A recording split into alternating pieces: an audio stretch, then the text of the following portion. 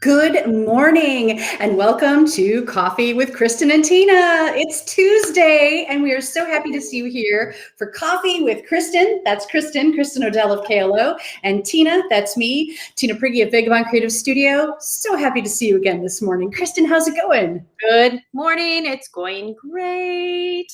And for any of you viewers, if how we're dressed is an indication of the weather, you get an idea for how hot and muggy today is already at 8:30 a.m. Just in case you're somewhere cold. Where would that be right now in the world? Oh, maybe Australia. I wonder if Australia is cold. That's like, yeah, somewhere way down south, right? Like super south. Yeah. Full south. Right. Oh, undoubtedly. Like Antarctica. Let me just check my weather app. I think that they're always pretty cold. Let's see. I would hope Antarctica is cold. Do you know what the temperature is in Timbuktu right now? 108 degrees. That sounds awful. Yeah, Antarctica is -62. There you go. And Two Rivers is 75. Well, that's nice. Very comfortable 75 in the cool city. Yeah. Hey, I just have to. Oh, say that again? Good morning, Marcy. Good morning, Marcy. So, Marcy, you're down in like southwestern Wisconsin. Is it a hot one there today too? You'll have to let us know. Yeah, it doesn't feel cooler. So driving home from the gym this morning, my temperature gauge said 74, but the air is so heavy and thick today that it feels like 94. So don't just look at the temperature gauge today. It'll be deceiving. Yeah, I think it's the humidity, right? Yeah. For sure. Yeah. Hey, I just have to say thank you, Kristin. You're a very cool person. You introduced us to the little storage containers that have the snap lids. And Jason said, I want those. And you tracked them down and got them for us. And we've been using them. And they are awesome. I absolutely love them. So thank you for doing that. So happy. That is so funny because I was like, where are you going with this? Oh, a steamy 90 today. Thanks, Marcy, for letting us know. I was like, I don't think I did anything this last week for Jason and Tina. And yet you did. Very cool. I did. You've got to love a nice Pyrex glass bowl. I'm going to go like this. That you can put in the microwave and feel good about, and then still have those nice plastic stamp-on covers that don't leak. Yeah. And what I love about it too is when they're stacked up in the refrigerator, I get a good idea of like, oh, that's where I put the peppers. Oh, this is where, like you can easily see what's in what. And they also sit together. So like the bottom of the one container kind of sits in the lid. So they do they're not slipping off or, So Jason and Tina and I, we do not represent Pyrex storageware, but we do love it. I have two sets. I have a plastic set and a glass set because we use plastic for like fruits and veggies and stuff that I've kind of pre-prepped to keep in the fridge for, easy on the go stuff. And it's pretty nice. Yeah, I like it. So thanks for enhancing our life with that little addition. You are most welcome. Hey, so this past weekend in Manitowoc was nuts in such a good way. It was amazing. Not sure how many viewers might have had a chance to go downtown. It felt like half of humanity was there. There were so many people. I don't recall the last time I've seen that many people. And it's kind of cool because a lot of people, just from like overhearing snippets of conversation, you could tell we're tourists. So that was kind of fun to know that there was a draw. But it started off with a water ski show. And so I was walking over the bridge to go towards the event. I don't know, this is me walking across the bridge. And and as I was walking, they started making an announcement to the hordes of people on the bridge, clear the bridge, right? And at that moment, as they're saying this, a guy in a full water ski unitard was climbing up onto the bridge, and he had a ski rope. And I was like, oh my God, he's going to jump. And so sure enough, once the show got started, the very first skier leapt from the bridge with his rope, and then the boat just tore off and he started skiing. Oh my gosh. So is the bridge at this point like this, and he's jumping off the edge into the river, which is maybe 20 feet drop, or was the bridge like this and he's up on the top? Oh God, no, it was closed. It was closed, and so he was on the railing. Yeah. Tina and I are about using our hands to tell you what is happening with the today. But so it was like, oh, like it's something I've never witnessed before. And I still don't even know how he quite managed to make the drop and immediately start water I skiing. It feel was like this impressive. is obviously something they practice on a fairly regular basis. But I've never seen water skiing in our river. So again, look at where we live. Like this is super cool. I know. Last week it was a seaplane. This week, check it out. They were like doing tricks and everything. So this is like a father and daughter combo. And she's like doing an arabesque and he's holding her up while they're like racing past the submarine. It was Right. just so cool. Right. So I have this video from my dear friend Beth Snyder. I'm going to see if I can get this to work. Yeah, that sounds like a super cool jump. I agree with you, Jane. So let me see if I can get this to work. Normally, Tina is in charge of technology today because this video that Beth had, I just feel like I have to share it. So, all right, Tina, let's see if this works. Let's see if this So works. let's just prep him. So as cool as like that father-daughter arabesque was, check this out. So after the guy jumps in the river, then the bridge actually went up and this happened. All right, let's see here.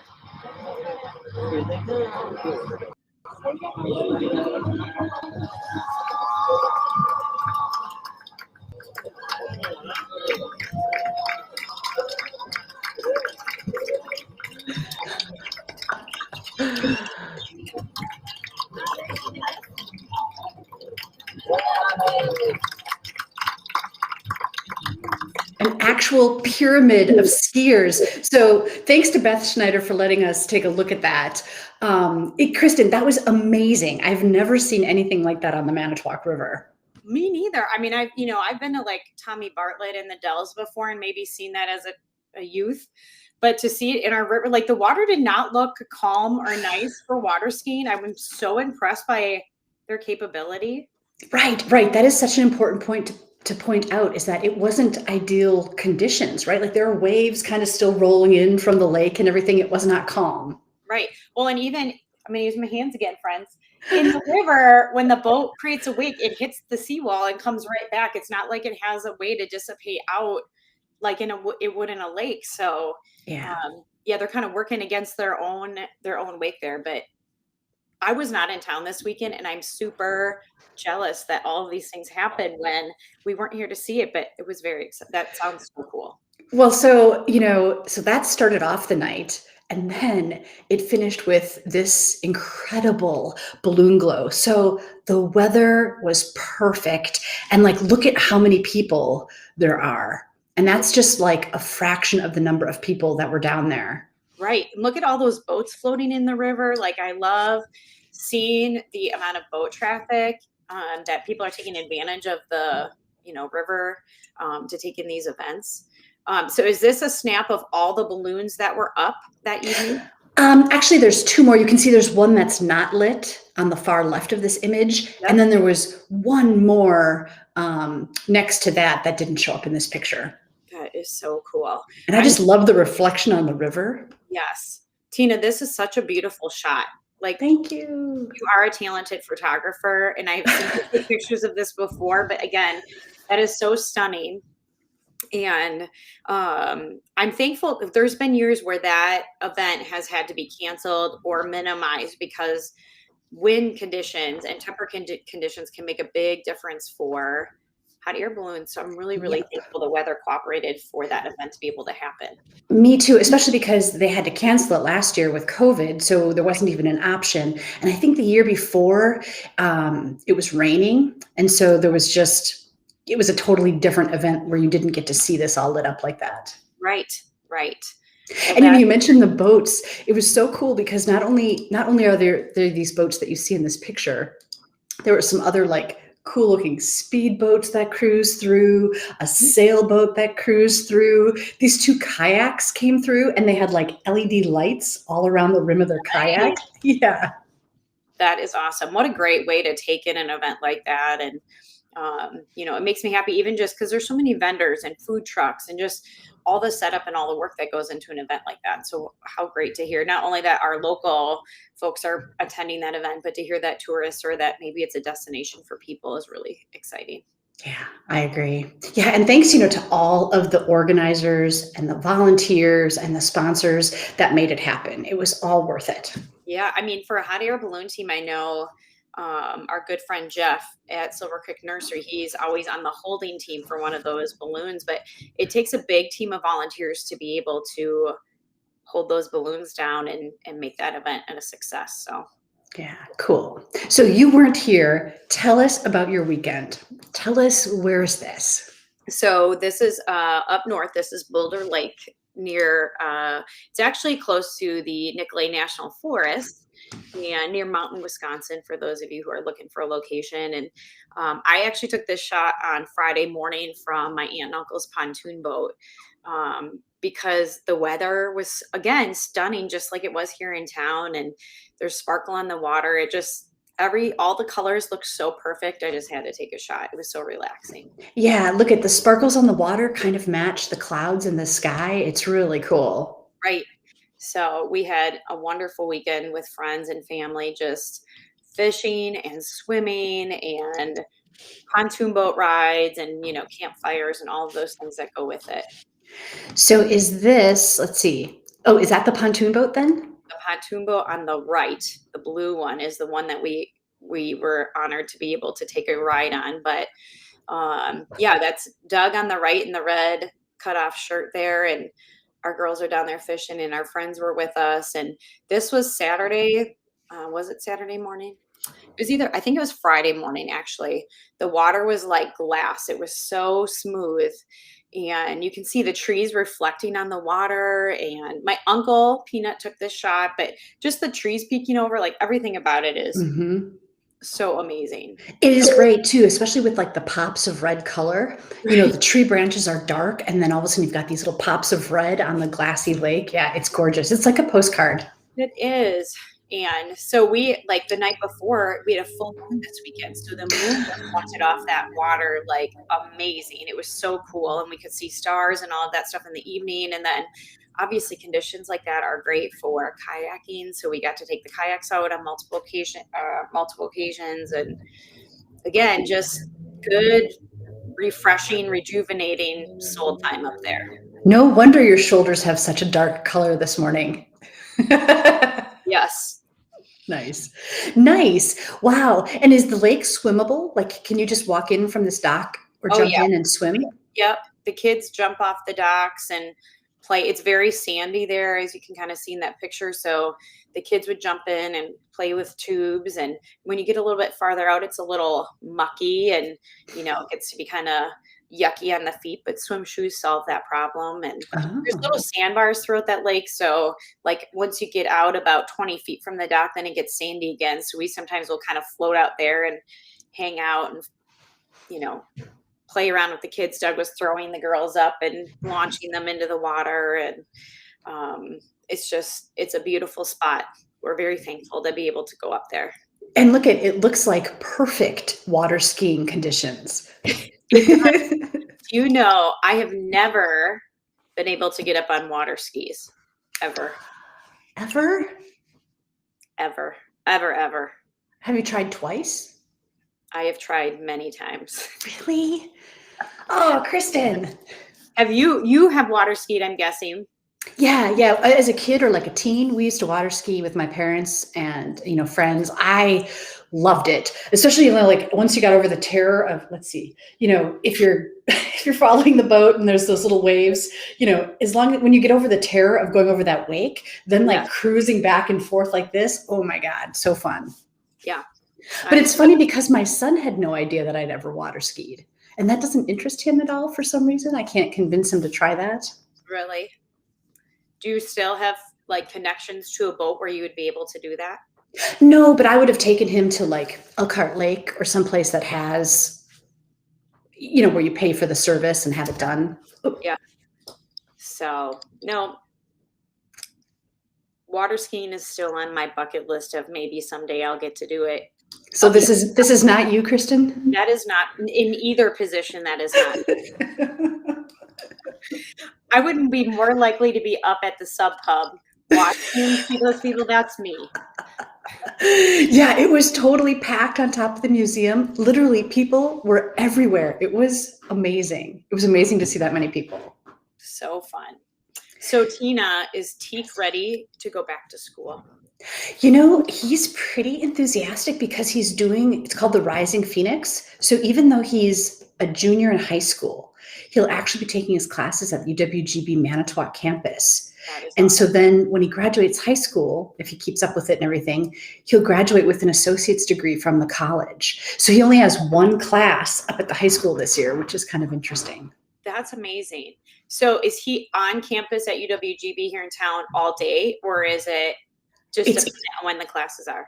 only when you have classes do you have to be there. So it's a totally different like lifestyle. It's not like having to check in at homeroom and then like spin your wheels while you're waiting for the next class or anything.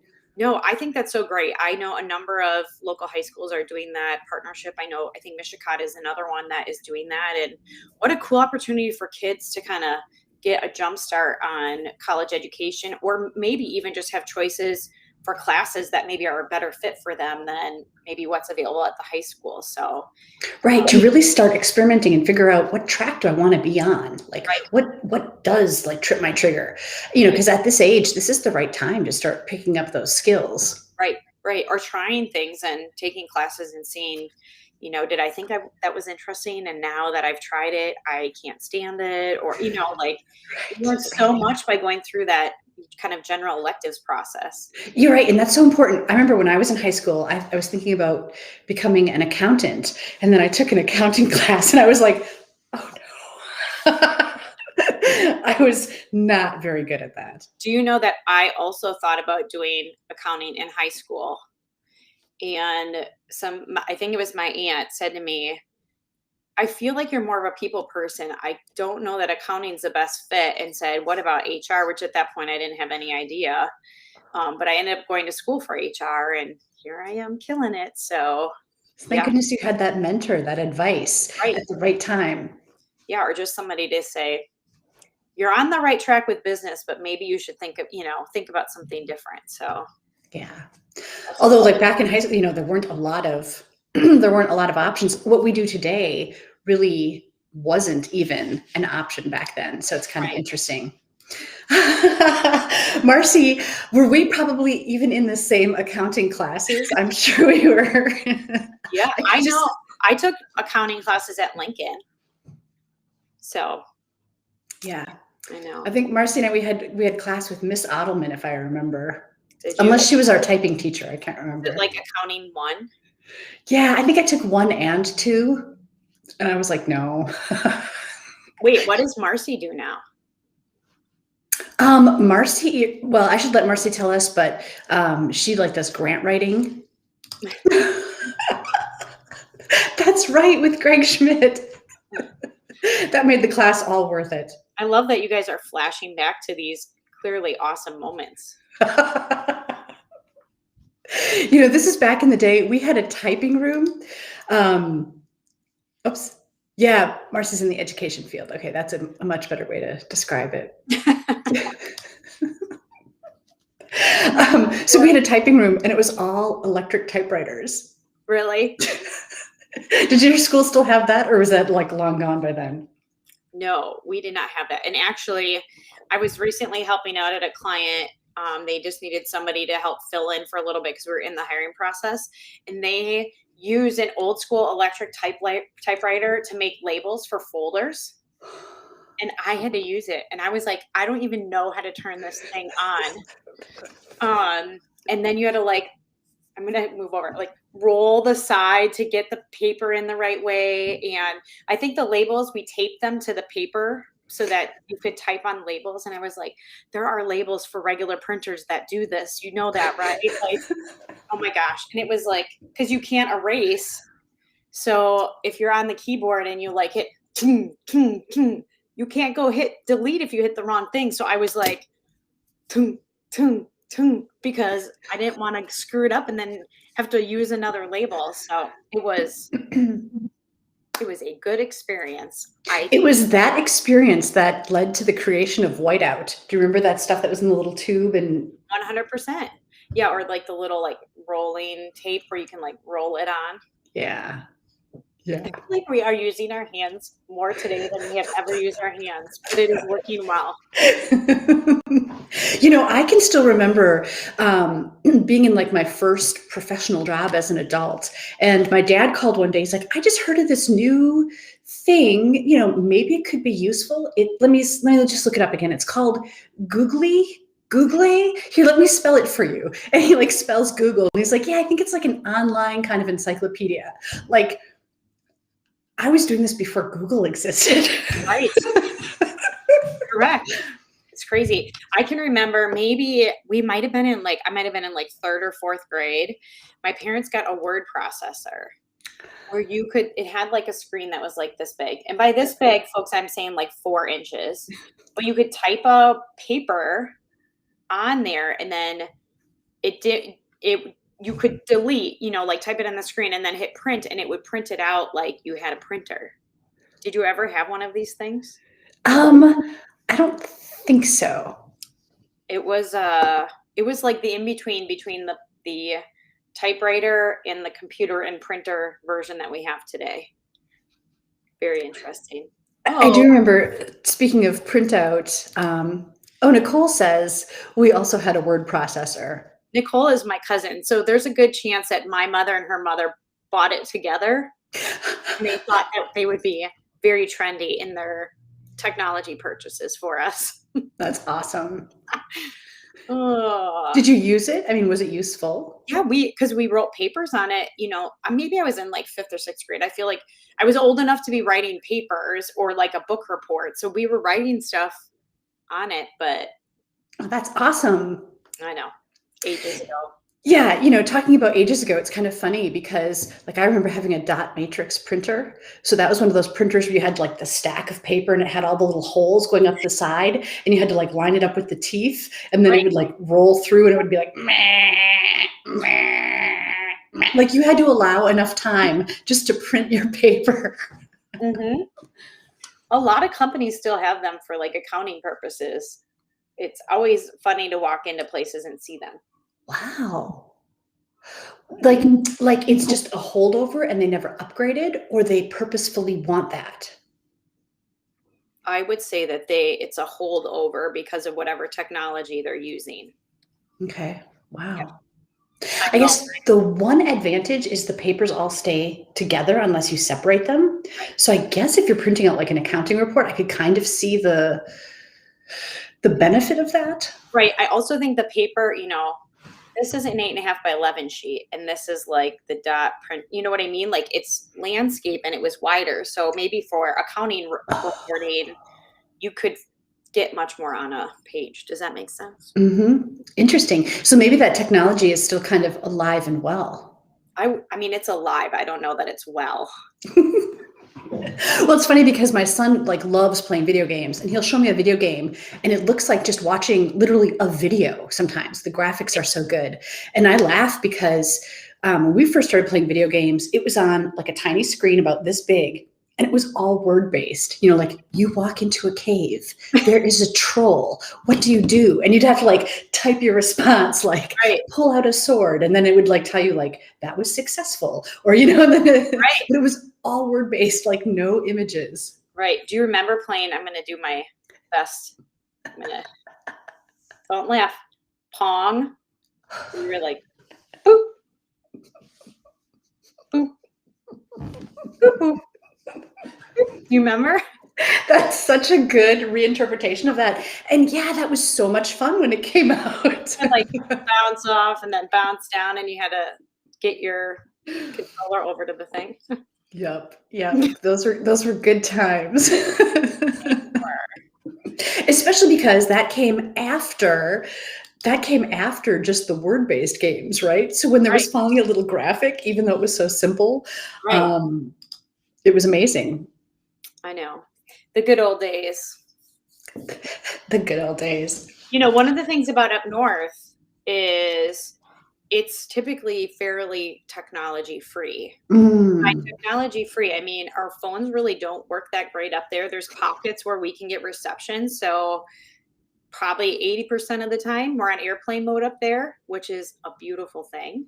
Yeah. So I would say mostly off the grid. We did use our phones obviously to take pictures, but the kids don't have tablets. There is a VHS and a DVD player up there for movies, which we still have like Great Outdoors and Disney movies on VHS that they like put into the player. So like even for the kids to see, a VHS big is cool. But even then, there's a rule that only TV can be like for melting and waking up in the morning. We'll put a movie on, and around bedtime. In the middle of the day, it's outside with you. Yeah. I just don't even like watching TV in the middle of the day. It doesn't feel right. Right. Exactly. So it's kind of fun because the kids just run and run and run and run and run all day long. It's so good for them. Are they as tan as you are? I mean, my children are, because Doug and I both get fairly tan. Some friends we're with maybe don't quite have this blood physical dynamic, so they are maybe a bit more pale, but they still enjoy it. Like, it still is amazing to be out in the sun and relaxing. Yeah, yeah. No, you described like a perfect weekend. It sounds so awesome. Yeah. Good. So are the girls looking forward to going back to school? Do they start this week? They do not start until September 1st. So we start a week from tomorrow, which I'm really excited. I'm thankful for that, because there is something in my brain that like August is still summer. And so we try to squeeze all the things in. Yeah. So yeah, they don't start, but we had open house last night and they got to take their school supplies and visit with their teachers, and it was very exciting and there was wonderful energy. So we're looking forward to it. Nice. Hey, I noticed over your shoulder, it looks like there's like an animal skull. Yeah, there is. Is that from your weekend? He is watching our show. Oh, wow.